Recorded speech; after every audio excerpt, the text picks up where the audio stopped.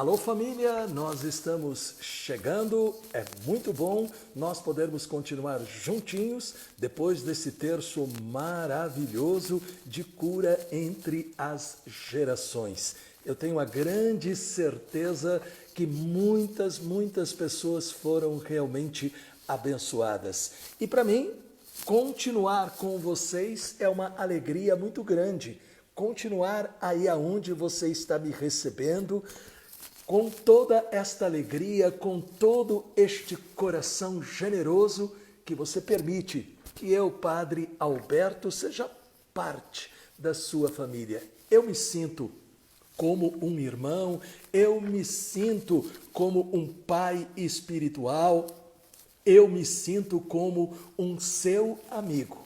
Por isso, muito obrigado mesmo, mas obrigado mesmo, e como eu digo sempre, meu desejo neste momento é o de abraçar cada um de vocês.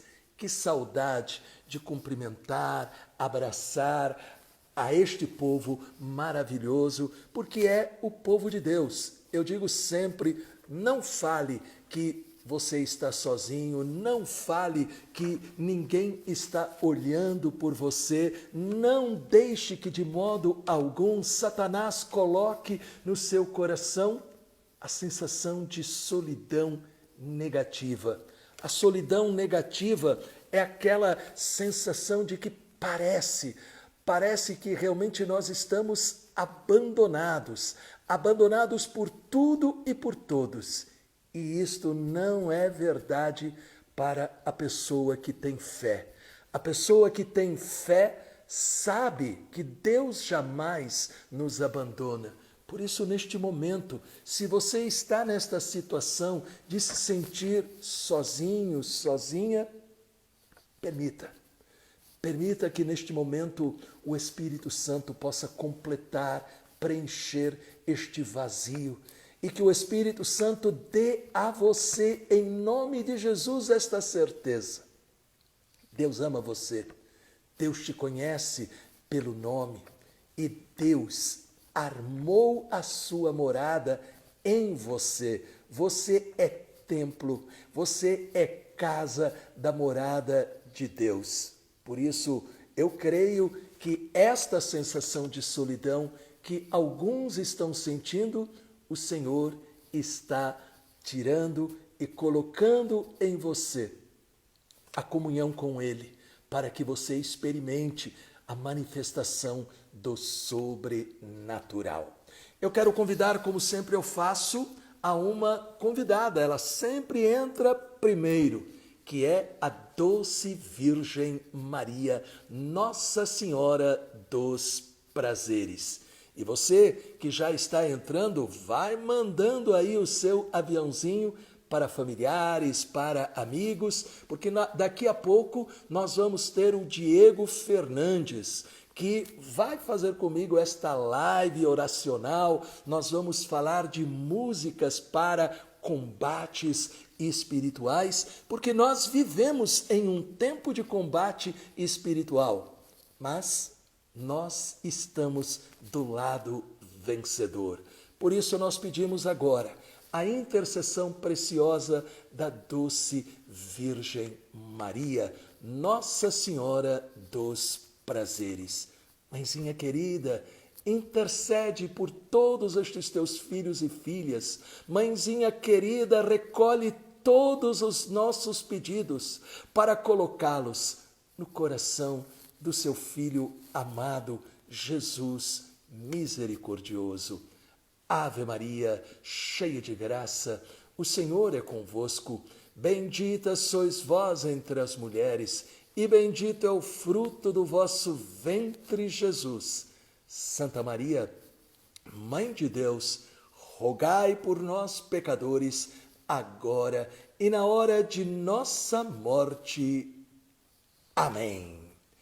Ó Maria, concebida sem pecado, rogai por nós que recorremos a vós. Viva Nossa Senhora dos Prazeres!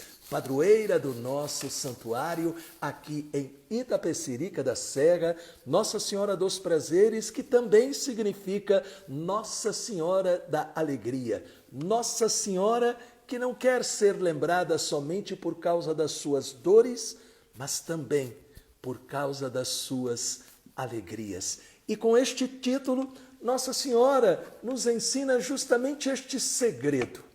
Se nós deixamos o Espírito Santo realmente nos dar esta atitude de esperança, esta atitude positiva. E por quê? Porque os problemas acontecem na vida de todas as pessoas. As lutas, as dificuldades vêm sobre todas as pessoas. O próprio Jesus disse isso para nós. Neste mundo, vocês terão aflições, terão problemas, em outras palavras. Mas ele disse, coragem, eu venci. Isto significa, o cristão, ele combate o bom combate da fé. Ele não se entrega, ele não se deixa abater. Ele pode até ficar ferido, mas apesar de ferido, ele continua lutando. Ele reage, ele enfrenta ali as adversidades. E mesmo se ficam cicatrizes, ele não olha para as cicatrizes se lamentando, mas ele olha para a vitória que ele alcançou. Este é justamente o retrato do cristão vitorioso. O cristão vitorioso não tem aquela ideia poética errada, eu não vou ter problema a partir do momento em que eu vou seguir a Deus. Não, nós vamos enfrentar tentações, o demônio vai tentar nos confundir, nós vamos ter contrariedades com as pessoas, vamos enfrentar a doença, a morte, etc, etc. Mas nós, se temos realmente viva a presença do Espírito Santo em nossa vida, nós nos tornamos daqueles que enfrentam, e enfrentam com a certeza de que possuem a armadura de Deus, que não deixa Satanás derrubar, mas pelo contrário, nós, pela graça de Deus, nós enfrentamos e vencemos. Esta é a certeza daqueles que caminham com Jesus Cristo. Por isso, antes de eu chamar o Diego, eu vou dar um versículo muito conhecido de todo mundo aqui de Efésios, no capítulo 6, no versículo 12, aonde o apóstolo Paulo fala por experiência. Ele havia encontrado a Jesus, ele foi batizado no Espírito Santo, ele recebeu todos estes dons maravilhosos do Espírito, o fruto do Espírito, mas ele também, na sua caminhada pela vida, reconheceu que o demônio está por aí com a sua cauda, o demônio está por aí para infernizar, ou pelo menos tentar infernizar a nossa vida. Mas o demônio não pode com aquele que está firmado em Jesus Cristo. E aqui São Paulo nos alerta, Efésios 6,12, pois não é contra homens de carne e sangue que temos de lutar. Isto significa, essas lutas que nós temos e diferenças com os seres humanos são café pequeno, segundo São Paulo. E aqui ele continua dizendo, mas contra os principados e potestades, contra os príncipes deste mundo tenebroso, contra as forças espirituais do mal espalhadas nos ares. E aqui, portanto, São Paulo está nos prevenindo, se a gente não estiver atento àquilo que entra nos nossos pensamentos, se a gente não estiver atento àquilo que os nossos olhos veem, se a gente não estiver atento àquilo que os nossos ouvidos escutam, as nossas palavras serão palavras de fracasso, de derrota. As nossas atitudes serão atitudes de derrota. Então, São Paulo está dizendo, a nossa luta é contra este encardido Satanás que quer nos confundir, mas que nós não temos medo. Não temos medo Porque nós sabemos que na cruz, nosso Senhor e Salvador Jesus Cristo o derrotou. E por isso nós louvamos ao Senhor pela vitória. Amém? Dirce Ferreira, Deus abençoe. Conceição Schettini também. Boa noite, Deus abençoe a você. E vamos ver aqui se os gostinhos vão me ajudar. Pronto, Diego Fernandes já está aqui, vamos adicioná-lo. Pequeno probleminha, infelizmente, talvez de internet, mas vamos ver de novo. Diego está aqui, Diego, pronto. E nós já vamos, então, conversar com Diego Fernandes. Diego, boa noite. E aí, padre, tudo bem? Tudo bem. E você, Diego? Feliz demais em estar com você. Acho que uma das últimas vezes que a gente esteve junto foi num momento jubilar da RCC, né? Foi muito bonito. Sim. Animamos junto aquela tarde, o senhor com sua energia, com a sua alegria. No final, todo mundo disse, olha... Eu não sei quantos anos o padre Alberto tem, mas eu gostaria de chegar a essa idade que ele tem, que eu nem sei qual é, com a mesma energia, com a mesma alegria. E falando de Nossa Senhora da Alegria, padre, é muito bonito isso, né? Alegra-te, ó cheia de graça. Então vamos nos alegrar, mesmo em tempos de dificuldade, mesmo com todas as batalhas, todos os combates. E eu estou muito feliz de estar aqui com você, viu? Tamo junto. A alegria é toda minha, Diego, é muito bom. Nós já estivemos também juntos, quase que a gente cai do palco lá em São José do Rio Preto, se eu não me engano. Foi. No Beracá, né, que quase a gente cai do palco lá. A gente ficou ali, você estava cantando, eu fiquei ali pulando com você e quase a gente cai do palco. Porém, aquilo que você acabou de falar sobre a alegria é muito importante, porque hoje em dia se fala muito na psicologia da psicologia positiva, né? E a psicologia positiva justamente fala também desta questão da disposição de alegria diante da vida. Porém, antes da psicologia positiva, São Paulo, sem ter se formado em nenhuma universidade, sem ter doutoramento nenhum, São Paulo, diversas vezes nas suas cartas, ele fala: viveis sempre contentes. Esta alegria, que não é simplesmente uma alegria humana, mas é uma alegria sobrenatural que vem de Deus. Quanto à minha alegria e à minha idade, eu só vou dizer quantos anos de padre eu tenho. Eu vou fazer 41 anos de padre. Nossa, né? Eu fiz 38 de idade. 38 de idade. Quem? Eu tenho 38. 38. O senhor tem 40, quantos anos de padre? Eu vou fazer 41. 41 anos. Nossa, que bênção, hein? Que 41. bênção. Eu lhe acompanho há muitos anos. Desde quando eu era pequeno, eu lhe acompanho nas emissoras, vai passando, a gente vai acompanhando. O encontro com Deus ficou grande, ficou pequeno, foi para um lado, foi para o outro, e assim se redefiniu, se redesenhou. E eu acredito muito que, independente da idade que a gente tem, a gente precisa viver isso. O senhor falou de psicologia positiva interessante. Eu tenho um livro aqui, que é da Universidade de Harvard, que fala exatamente o jeito Harvard de ser feliz.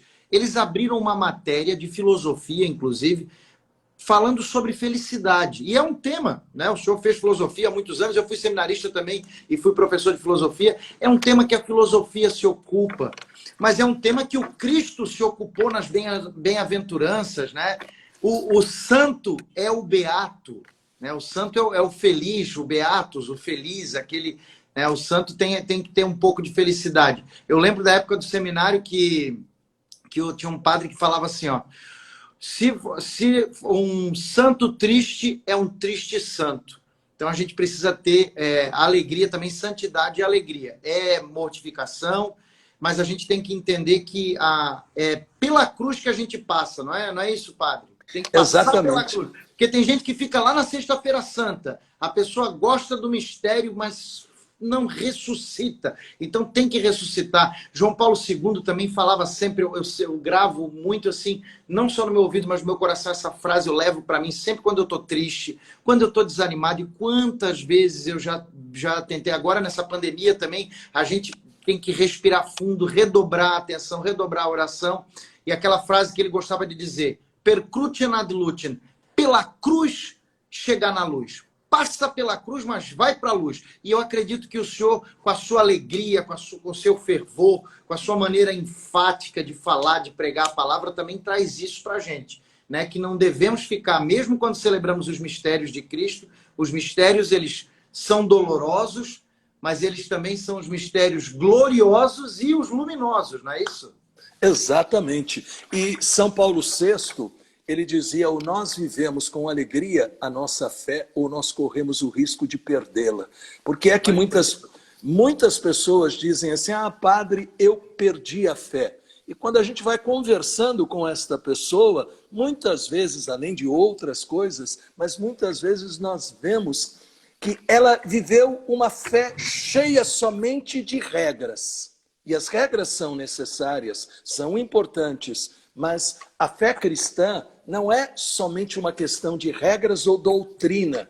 O próprio Bento XVI, ele chegou a dizer isso, que a fé cristã é, antes de tudo, o encontro com uma pessoa, é o encontro com Jesus Cristo. E se eu encontro Jesus Cristo, eu não vou encontrar alguém que está sempre se lamentando. Pelo contrário, eu vou encontrar alguém que diz, bem-aventurado, feliz de você que tomou a decisão de me seguir. É isto que Jesus vai dizer para nós.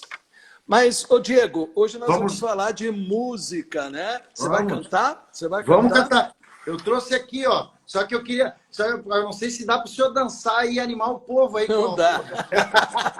Aqui não dá e nem posso cantar, hein? Nem posso cantar, não posso arriscar de cantar. Primeiro, não posso arriscar de cantar porque eu não sou cantor. E segundo, se cantar junto, atrapalha e ninguém entende nada. Sim, porque daí ele realimenta, né?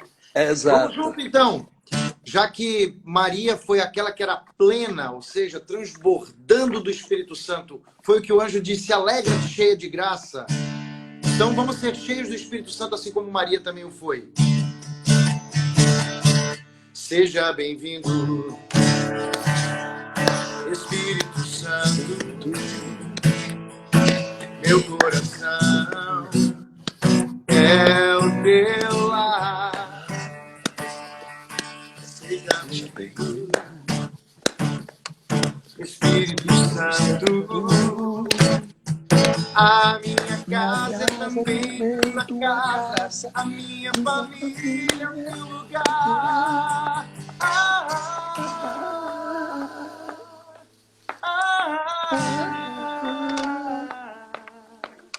Vem em mim morar.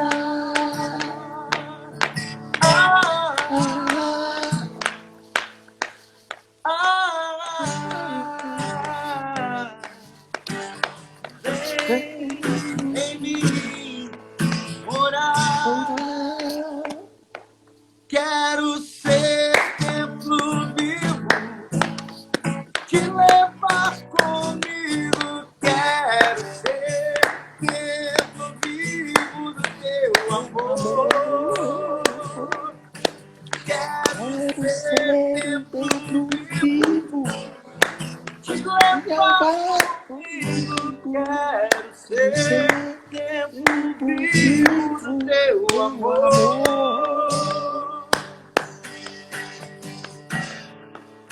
O Espírito Santo de Deus alegre o nosso coração. Amém. Afaste toda a tristeza. Glórias a Não ti, entrega Senhor. a tua alma para a tristeza. Louvado seja, Senhor. Louvado seja, Senhor.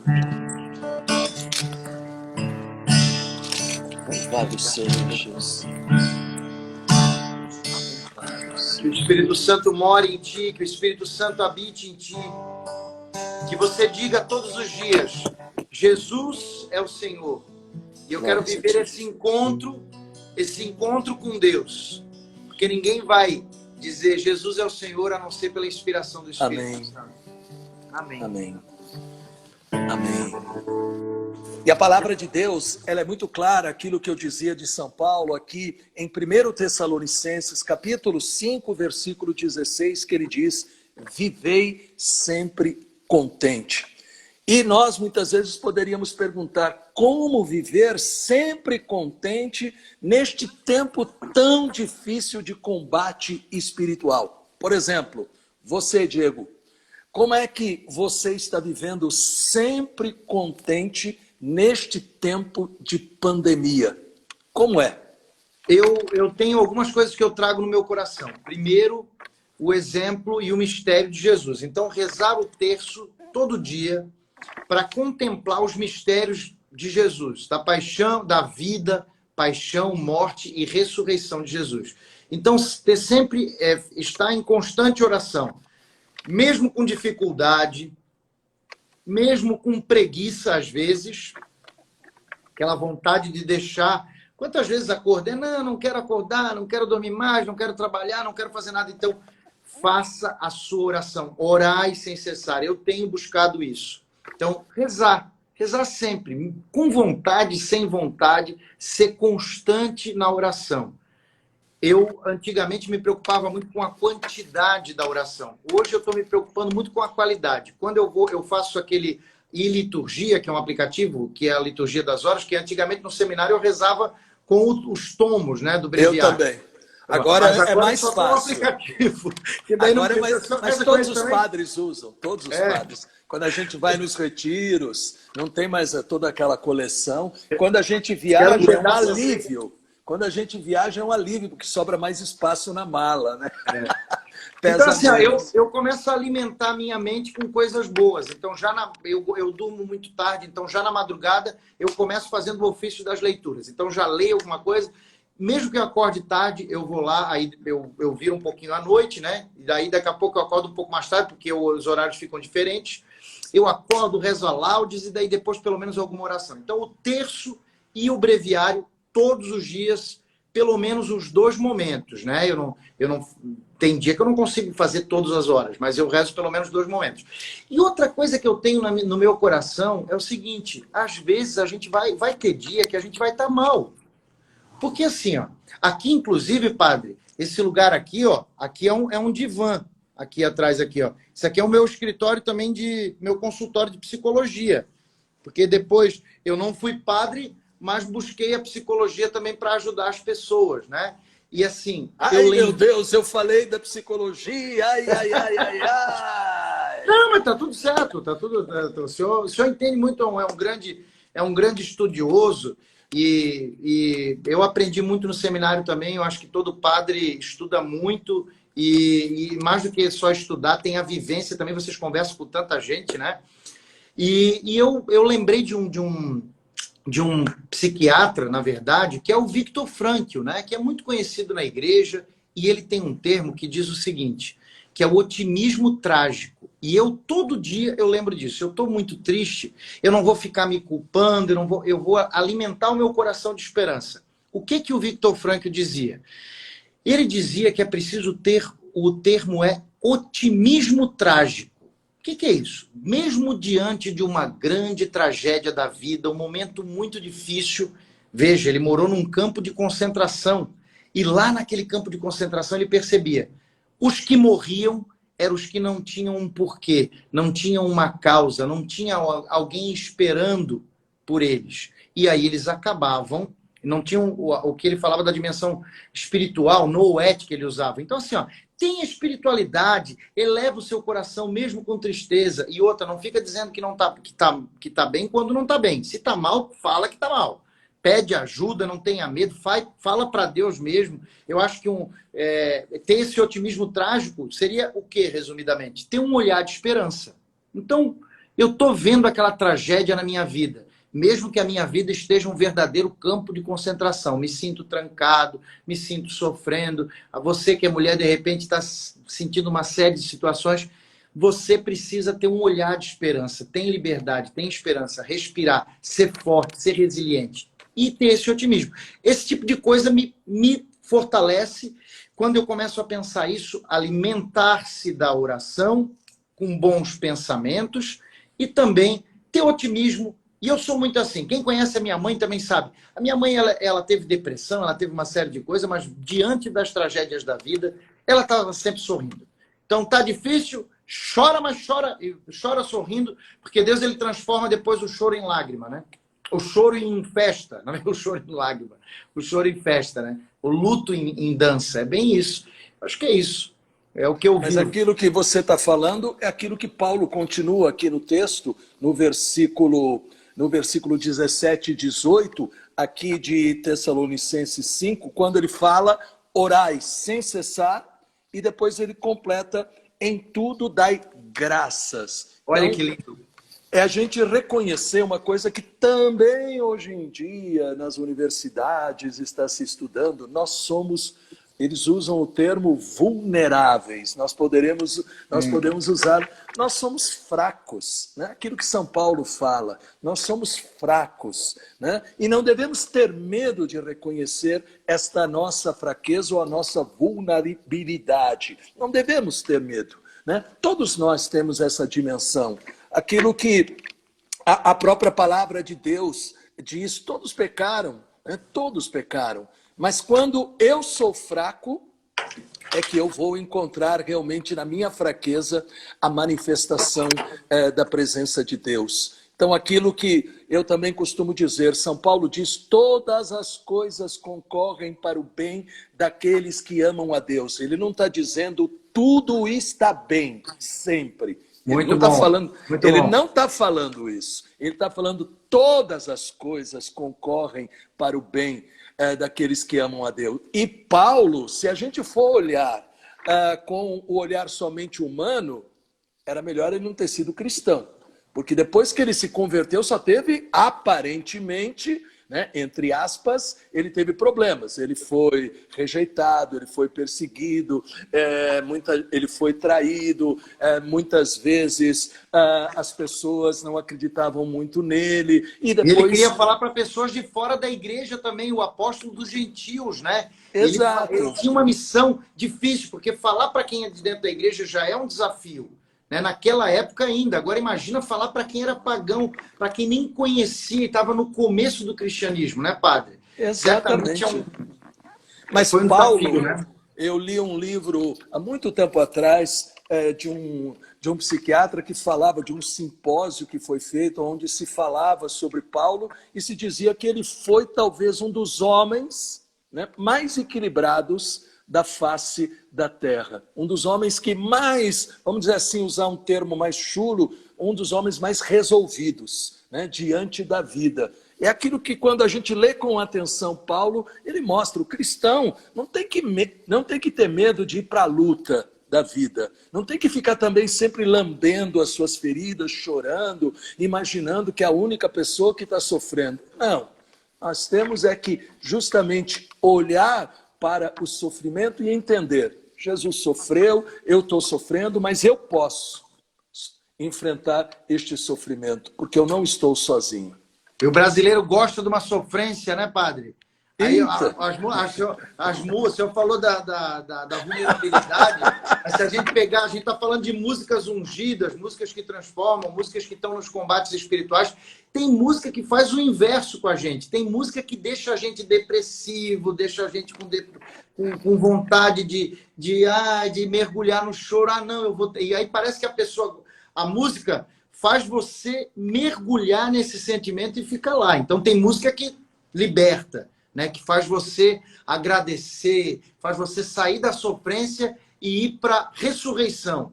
Agora tem música que é só sofrência, que é só desespero, que é só choro. Ai, não dá mais certo, não sei o quê. Então, assim, essa questão também da vulnerabilidade, a Brené Brown, né, que ficou muito famosa pelos seus livros, fez até o TED, aquelas palestras famosas, né, do TED Talks, muito famosa, vendeu vários livros e é um conceito que está aí. Mas eu sempre, quando ela falou, eu falei, gente, isso é Paulo. Realmente eu tive a mesma intuição, padre. Que é quando ele mas fala, quando eu sou mais fraco, aí é que eu sou... E ela, na verdade, a tese dela é isso. É o que Paulo falou, não foi? Foi, porque eu tenho alguns livros dela, né? Mas eu fui lendo e anotando textos bíblicos. Falando. O senhor fez o que Agostinho fez com Platão e o que São Tomás de Aquino fez com Aristóteles. Pegavam os textos que não eram cristãos e cristianizavam esse texto e fazia até o que Paulo falou, né? Examinando tudo e ficando com o que é bom. Eu acho que na vida da gente a gente tem que fazer isso. A gente pode ter outras referências, entender o que está acontecendo no mundo. Que bonito, o senhor, um evangelizador que prega há tanto tempo e está se atualizando. Quer dizer, ver o que as pessoas estão ouvindo para que a sua evangelização tenha mais eficácia. Então, se você é uma pessoa também que está nos ouvindo e você está buscando evangelização, buscando falar de Deus para os seus parentes, buscando falar de Deus para o seu marido, para o seu filho, se atualize, busque a linguagem e, ao mesmo tempo, se for para pegar para sofrer, entenda que você não pode ficar parado na cruz. Eu tenho uma música, padre, não sei se dá para cantar, que fala disso. O senhor conhece a música Eu Não Esqueço? Canta, porque às vezes por título eu nem ela sei. fala assim, ó. Eu não entendo um Deus assim, tão louco de amor por mim. Eu não mereço, sou tão fraco, porque Ele me escolheu. E para confundir os fortes, gravou meu nome em sua mão. Eu não entendo Deus assim, tão louco de amor por mim. Eu não mereço, sou tão fraco, porque Ele me escolheu. E para confundir os fortes, gravou meu nome em sua mão. Aleluia, Senhor. Deus, você me levantou do chão. Glórias a ti, Senhor. Enquanto a multidão Louvado seja. jogava pedra. Deus, Louvado você sejas. me perdoou. E desse amor eu não esqueço.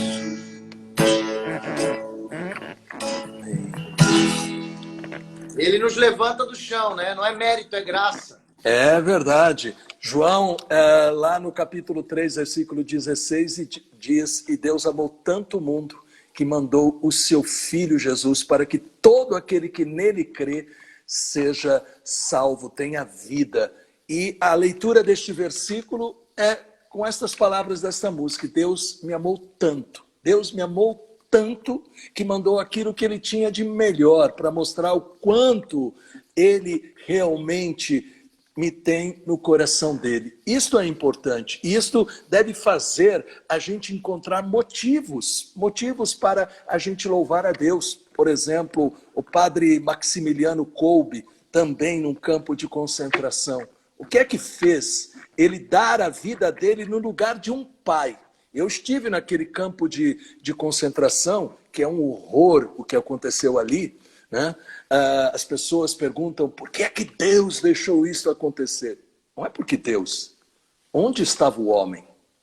Onde estava o homem? Não onde estava Deus. Deus esteve sempre junto dos homens. São os homens que na sua cegueira acabam fazendo isso. Mas lá, quando a gente visitou o lugar onde o padre Maximiliano Kolbe ficou, e depois quando a guia explicou para nós que aquele pai, até o último dia em que ele esteve vivo, todos os anos, na data em que o padre Maximiliano Kolbe foi fuzilado, ele foi até o campo de concentração para contar para as pessoas o que o padre havia feito por um judeu. Porque ele era judeu, né? E o padre Maximiliano Kolbe morreu no lugar dele. Este é o sinal do amor.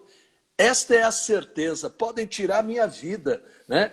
aqui da carne, mas não poderão tirar aquilo que eu tenho junto de Deus. Então é este otimismo, né, que o cristão tem que ter. Quando a gente vê, muitas vezes as pessoas, entre aspas, rezam muito, mas às vezes eu acho que rezam mal algumas pessoas, porque estão sempre chorando, estão sempre se lamentando. E a oração, ela tem que fazer o quê? A oração, ela tem que ser justamente este sinal da minha amizade com Deus. A minha amizade, aquilo que Santa Teresa de Ávila dizia. Transfigura, né? A oração transfigura, né? Muda, Exato. ilumina a gente, né? Nos transfigura, né? E Santa Teresa dizia um trato de amizade. Não precisa ter complicação. Aquilo que você falou, eu tenho que rezar como eu posso. O quanto eu posso. Porque Deus não vai olhar o quanto eu rezo, mas Ele vai olhar o coração que eu coloco ali. Eu posso muitas vezes só conversar. Tem um filme, uma série de filmes italianos, eu acho que não é do seu tempo, não sei se você já viu no YouTube, Dom Camilo. Né? Dom Camilo? Dom Camilo. Não conheço. Mas no YouTube tem. Né? Vamos procurar depois. Deve estar em italiano, não sei se está dublado, né? Se você entende italiano. E o Dom Camilo conversava com Jesus na cruz. Era briga de um pároco com um prefeito. Né? Mas é uma comédia. Mas o bonito é ver Dom Camilo, né, como ele conversava com Jesus. Né? Conversa como nós estamos conversando aqui. E a oração amizade. Tem que ser, na amizade. E a oração tem que ser isso. A oração tem que ser esse momento que eu chego lá diante de Deus e falo, Senhor, eu estou cansado, né? Ou, Senhor, eu estou triste, Senhor. Senhor, eu não estou sentindo nada agora. Não ter medo de abrir o coração. Ou até revoltado, né?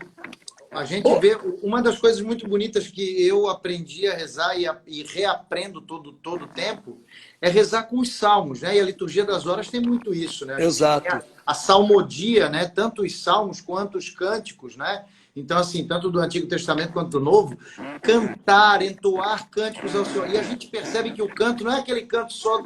A gente tem a impressão de que a música e o nosso canto precisa ser apenas o canto que está tudo bem, que eu estou em sintonia. Amizade também é justamente aquele momento que eu fico bravo com Deus, ou, por exemplo, que eu não entendo a Deus. Meu Deus, por que me abandonaste? Talvez indignado, de repente. Cada dia que você pode ler essa frase e dar uma interpretação diferente para a oração. Meu Deus, por que me abandonaste? De repente você pode interpretar de um outro jeito. Cada dia você tem um sentimento, ou de revolta. Agora, assim, uma coisa que eu lembrei também, padre, em relação à oração e revolta, que eu falei esse termo, como músicas que nos acalmam, músicas que nos libertam, músicas que nos ajudam nos combates espirituais. Tem situações que a gente vive na nossa vida, eu tenho certeza, eu já vivi muita coisa que me revoltou. Sofri, por exemplo, até questões de justiça, né? Uma pessoa me colocou na justiça uma vez, uma senhora e uma empregada lá, e ela mentiu descaradamente que era babá, por exemplo, dos meus filhos. Essa mulher nunca foi babá, nunca, e ela falou que ficava todo final de semana com os meus filhos. E aí a gente falou, gente, como é que essa pessoa está mentindo? Quer dizer, eu me senti injustiçado. Cara, como que essa pessoa mentiu e ganhou na justiça? Ela nunca ficou um final de semana e ela falou isso. Ela mentiu uma série de coisas descaradamente e, infelizmente, o juiz, não sei por quê, deu ali. Então, infelizmente, a justiça, às vezes, não é que ela é cega. Ela não tem... aquela faixa é para não privilegiar ninguém. Porém, nesse momento foi um momento da minha vida, quando a gente perde um processo, que a gente sabe que nós somos inocentes, quando a gente vive uma situação de bullying, ou uma situação que as pessoas desprezam, ou fecham portas, dá uma revolta, não dá, padre? Eu não sei se você já viveu assim, mas eu já vivi muita situação assim de ficar revoltado. A vontade é o quê? É socar, é esmurrar, é bater, é matar, é trucidar. Aí o que a gente faz? A gente lembra que a gente é humano, mas também a gente é cristão. Então aí dá uma respirada, respira e reza a própria vida com essa revolta. E aí me vem a frase de um monge que eu gosto muito dele, que é o Thomas Merton. ele é um monge trapista. Ele diz o seguinte: a oração é a única forma de revolta que permanece de pé. Então é isso. Vai se revoltar, vai bater, vai espernear, vai adiantar, meu amigo. O que vai ficar é a oração. Então é isso, a gente tem que rezar, não é só porque disseram, não é só porque é a doutrina, não é só porque é obrigação. É porque a oração é o que vai permanecer e o que vai nos manter de pé, né? E nós não devemos ter medo, justamente, eu acho que é importante isso que você está falando, nós não devemos ter medo até de desabafar com Deus. A grande Santa Teresa de Ávila contam, né? Pode ser somente uma anedota, mas contam que ela estava indo a cavalo para um convento e de repente o cavalo se assustou e ela caiu e se sujou toda. Essa eu não conhecia essa história. Ela olhou para o céu e pegou e começou a gritar: é por isso que o Senhor tem tão poucos amigos. Eu não lembrava da história do cavalo, mas a frase sim. Então, tu trata assim os teus amigos, é por isso que o Senhor tem pouco. Muito bom. Então, se a história é verdadeira ou não, mas isto mostra justamente de que a oração é justamente essa conversa. Tem momentos com os nossos amigos que nós estamos bem, mas tem momentos também que com os nossos amigos a gente tem um atrito. E se é a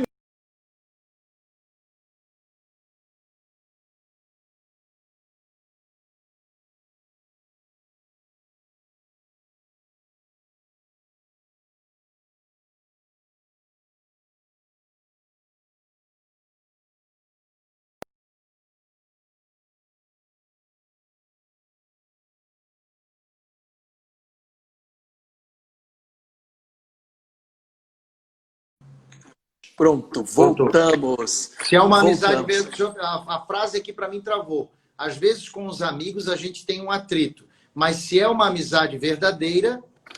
A gente tem o atrito, mas o atrito não significa que a amizade vai terminar. Eu tinha um professor de psicologia na faculdade que ele dizia: se um casal de vez em quando não tem uma diferença, são dois chatos morando debaixo do mesmo teto. Porque ele dizia assim: as diferenças mostram que são duas pessoas diferentes, que vão ter pensamentos diferentes, mas que vão se completar apesar da diferença. E mesmo quando discutem por causa da diferença, nem por isso eles vão se separar. Mas, pelo contrário, vão aprender a conviver e a crescerem juntas. A mesma coisa a nossa amizade com Deus. Tem horas, isso, por exemplo, eu digo como padre. Quando eu comecei no rádio há uns 35 anos atrás, mais ou menos, né? Eu lembro que eu comecei sem um tostão, né? Comecei por acaso, né?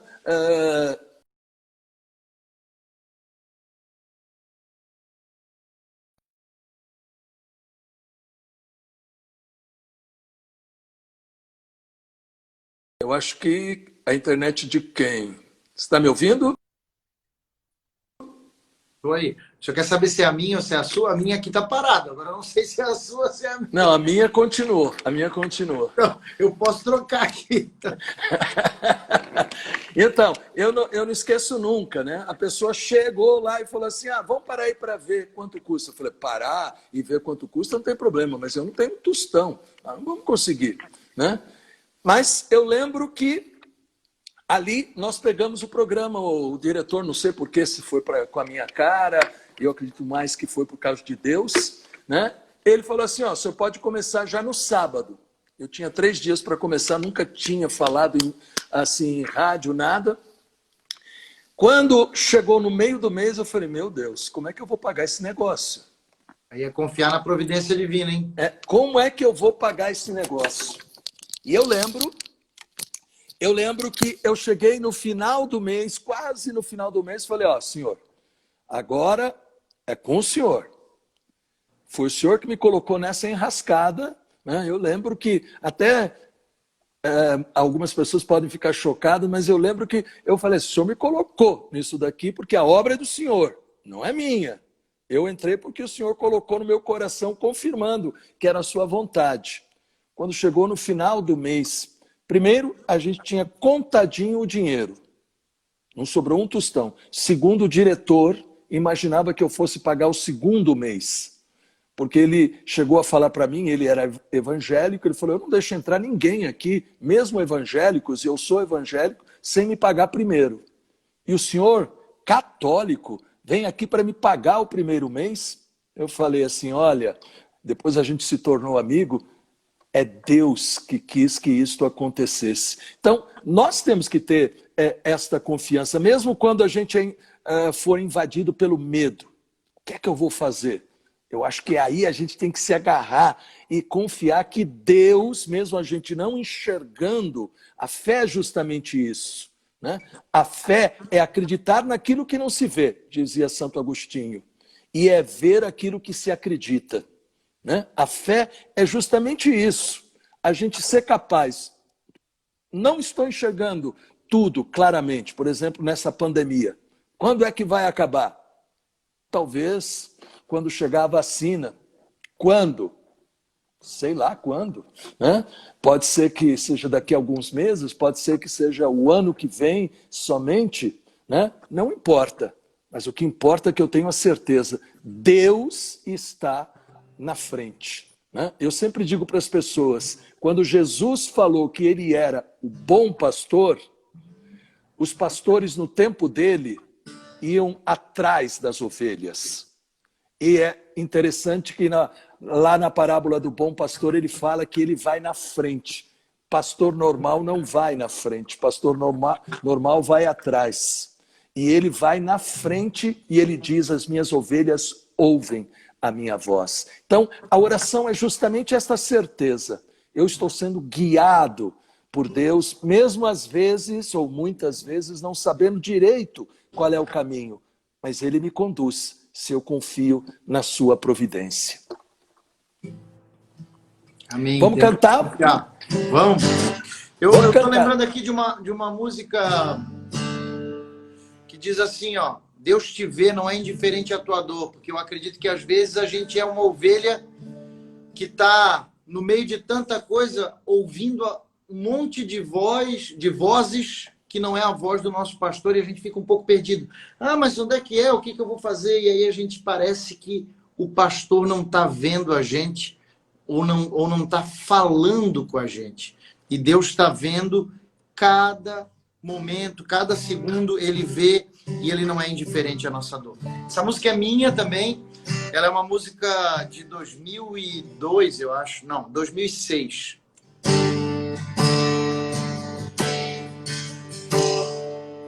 Deus te vê,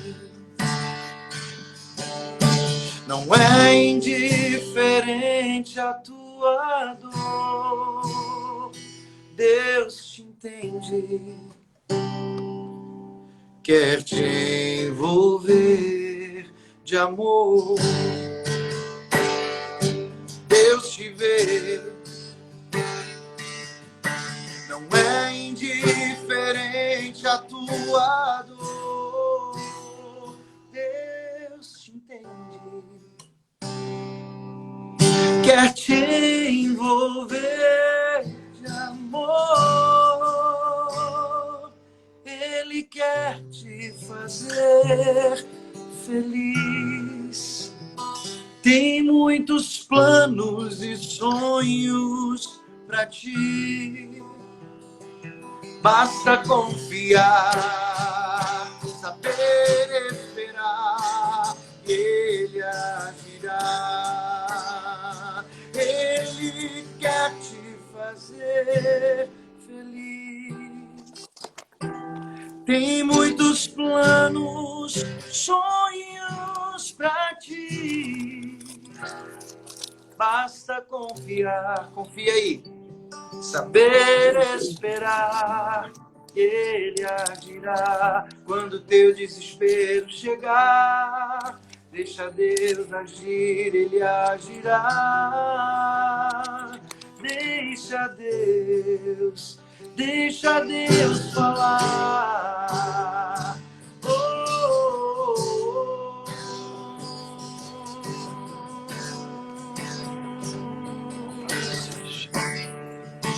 Quer te envolver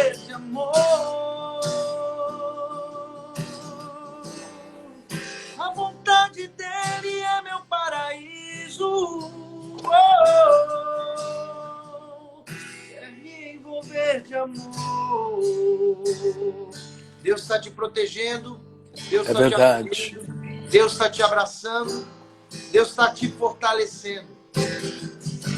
Como é bom ser abraçado pelo Pai. Como é bom ser abraçado pelo Pai, que cuida das suas feridas, que cuida da tua vida. Ele está vendo tudo que está acontecendo contigo. Ele está vendo tudo, tudo, tudo. Deus te Amém. conhece. Amém. Amém. E um dos segredos muito importantes, eu acredito, para que a gente possa vencer esse medo, para que a gente possa reagir diante das adversidades, é aprender a louvar, é aprender a agradecer, né? Eu lembro do livro O Poder, o Louvor que Liberta. Não sei se você é desse tempo da renovação Sim, carismática, eu comecei na né? renovação com 10 anos, então por isso que eu conheço. Eu comecei há 49 anos, mas O senhor estava logo no começo, né? Que bênção. aqui no Brasil, logo no comecinho, quando ela ainda era criancinha, né? Ainda criancinha também no mundo era. Mas eu vejo essa importância da gente descobrir esse poder que existe no louvor, né? Porque quando a gente é capaz de louvar a Deus, mesmo diante da aflição, às vezes é aquilo que você falou, parece que o brasileiro gosta muito de sofrência. Quando a gente vê todas essas músicas, né, que, né, parece que a gente só sofre. Por exemplo, eu gosto muito de fado, né, porque eu paro muito lá em Portugal quando eu passo com as peregrinações, mas o fado é uma coisa também de dor, Sim, né? de visceral. Você tem que vir aqui, não sei se o senhor já veio aqui em Itajaí, Balneário Camboriú, Santa Catarina. Aqui nós temos uma festa portuguesa muito linda, até a nossa fala também, as nossas tradições são muito de Portugal. E realmente tem essa coisa, né? Sentimental, visceral. E a gente pode correr o risco também até que a nossa oração, as nossas orações, a nossa música, a nossa mística, a nossa visão de teologia e de mundo, e a nossa visão sobre nós mesmos, seja uma visão emocionalista. Porque é bonito a gente viver a emoção, se entregar, ter essa verdade, mas ao mesmo tempo a gente precisa usar, como diria o Aristóteles, né, da filosofia, o filósofo antigo, a gente precisa se valer do coração, mas também da razão. Ou o que o nosso amado Papa João Paulo II escreveu lá no Fides et Ratio. Tem que ter fé, mas tem que ter a razão. Então, está se afundando demais no sentimentalismo, no emocionalismo. Respira, Deus te deu inteligência, vontade, Deus te deu liberdade. Ela é um dom, mas ela chega junto,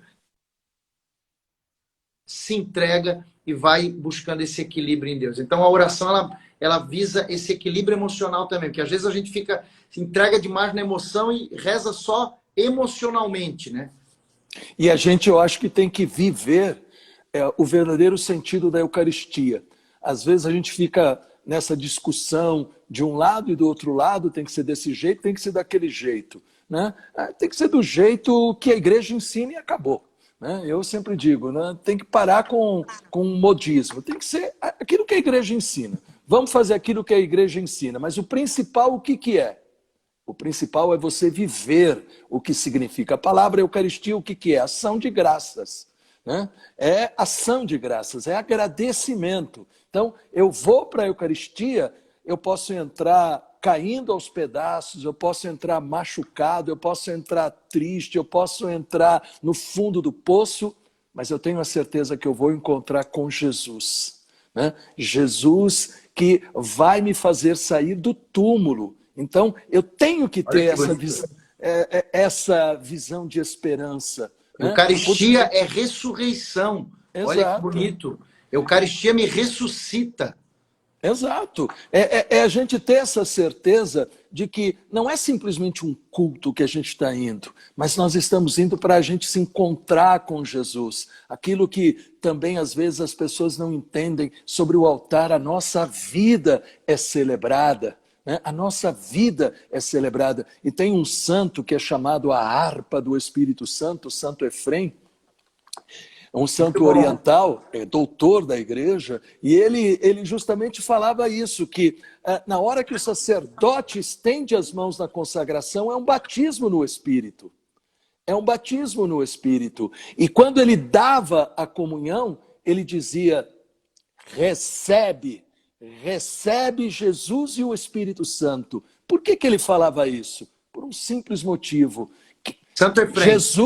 Santo Efrem. Jesus é aquele que dá o Espírito Santo, né? Então, na Eucaristia está presente o fogo e o Espírito, mas é aquele fogo e Espírito que começou no nosso santo batismo, diz Santo Efrem. E se este fogo e este Espírito estão ali, vamos parar, né? Santo Efrem, ele é a harpa porque ele também era músico, né? Exato. E que maravilha! E o senhor falando também de a Eucaristia, ela é sempre atual. E nesse tempo, padre, também que a gente está vivendo de tantos conflitos, já houve na igreja teologias que misturaram com política e tinham a lógica do conflito. Então, a gente precisa, nem para a direita, nem para a esquerda, e não é nem no centro, é para o alto. A gente precisa olhar para o alto e entender que a gente precisa transpassar dessa espiritualidade de conflito bélica, que fica brigando o tempo todo, para essa espiritualidade da comunhão. É isso. É a Eucaristia. É a Eucaristia que me ressuscita e é a Eucaristia que me faz entrar em comunhão comigo mesmo e em comunhão com os irmãos. Não é que eu sou alienado. A palavra alienado também significa alheio ao mundo e às coisas. Pelo contrário, quem vive a lógica da comunhão não é que evita o conflito, mas traz a paz e traz a comunhão. É um outro Cristo, é um outro Francisco, é um louco de Deus. Quem vive a espiritualidade da comunhão hoje é viver essa loucura. A loucura da cruz, a loucura de Francisco e a loucura da Eucaristia, que é maravilhosa, né, padre? A gente viver isso. Eu aproveito o gancho só para a gente poder encerrar, porque nós estamos quase chegando no finalzinho. O tema da minha pregação hoje, que inclusive está no Instagram, está no Face, está lá no YouTube também, o tema foi direita, centro ou esquerda, né? Olha isso. Aí eu coloco que uma pessoa perguntou, o senhor é da direita, do centro ou da esquerda? E eu respondi para a pessoa, eu sou de Jesus, né? Eu acho que neste tempo de tantos conflitos, a gente não pode trazer para dentro da igreja estes conflitos. Pelo contrário, para dentro da igreja, a gente tem que trazer essa nossa busca de Deus para a gente poder levar para o mundo esta luz que Ele nos deu em Jesus Cristo. Esta é a boa celebração da Eucaristia, onde eu me deixo transformar e eu me torno um outro Cristo para, neste mundo, semear justamente a civilização que João Paulo II dizia do amor. Diego, eu gostaria que você se despedisse, falasse aonde as pessoas te encontram. As pessoas gostam muito de você. Então, nós temos, eu acho que um minutinho só. Não sei se eles estão tirando realmente em 1 hora. Mas eu agradeço. A minha mãe está aqui também. Um beijo, mãe. Deus abençoe. A todo mundo que acompanhou aqui, muito obrigado. Foi um aprendizado. Eu amo a sua vida, amo o seu ministério, padre. Muito obrigado pelo convite. E para me encontrar... no Instagram, está aqui, @DiegoFernandes1, e eu tenho um projeto de formação espiritual, profissional e também humana para músicos, que é só você seguir lá, @SerMúsicoCatólico, @SerMúsicoCatólico, que é um projeto de formação muito bonito. Quem quiser conhecer mais, segue lá, e também o site sermusicocatólico.com.br. Muito obrigado, Deus abençoe vocês. Valeu. Muito obrigado a todo mundo e, de um modo muito especial, obrigado a você, Diego, e que a gente possa se encontrar em outras ocasiões. Reza por mim, que eu vou estar rezando por você. Amém? Valeu, Padre Alberto Gambarini, o homem cheio do fogo do Espírito Santo e da Eucaristia. Valeu! Amém. Deus abençoe também a todos vocês que estão nos acompanhando. Deus te abençoe, os anjos te protejam e salve Maria! Amém. E dá uma bênção, Padre, uma bênção para todo mundo. Que Deus Todo-Poderoso possa realmente, com a intercessão da doce Virgem Maria, derramar sobre todos nós a sua bênção em nome do Pai, do Filho e do Espírito Santo. Amém. Amém. Tamo junto. Eu acho que eles estão deixando a gente ficar mais de uma hora, porque Então vamos cantar a música Templo Vivo de novo ou cantamos uma outra? já passou. Não, vai ser agora. O senhor entrou um pouquinho depois, ó. O senhor entrou acho que um minutinho depois. Será? Foi um pouquinho. Então vamos cantar para fechar e agradecer a Deus aí a todo mundo que tá com a gente. Naquele dia em que gritei, ele me ouviu. E a tempestade então se acalmou. Naquele dia em que gritei, ele me ouviu. E a tempestade então se acalmou. Livrou minha alma da morte. Jesus mudou minha sorte. Sou um milagre, aqui estou. Livrou minha alma da morte. Jesus mudou minha sorte. Sou um milagre, aqui estou. Aleluia. Transformou meu lamento, aleluia, em dança de avivamento, aleluia. Transformou meu lamento, aleluia, em dança de avivamento. Transforma o choro em riso. Transforma o choro, a dança, o luto em dança, o luto em festa, com alegria. Tamo junto. Amém. O pessoal tá dizendo assim, dança, padre, porque eu... Não dá. Amém. Deus abençoe, Eu acho padre, que valeu. acho que agora o Instagram não é mais uma hora, não, porque eu entrei, eu lembro, 10h14. Então, sabe o que o senhor falou tanto de transformar, de esperança, agora acabou, o senhor está liberado para fazer. E eu acho que aconteceu isso comigo. O senhor está fazendo todo dia, não?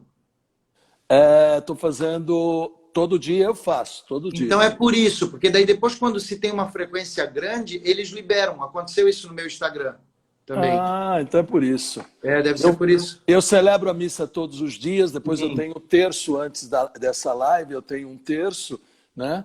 Mas eu sempre fico com medo, porque até a semana passada aparecia lá, blá, blá, blá, blá, blá, então, né? Aconteceu até o milagre que eu consigo agora celebrar em 1 hora. Né? Geralmente a minha missa é um pouquinho mais, né? É um pouquinho mais. E as pessoas estão falando, o senhor está falando menos, a missa está terminando em 1 hora, né? E tudo por causa do Instagram, ó.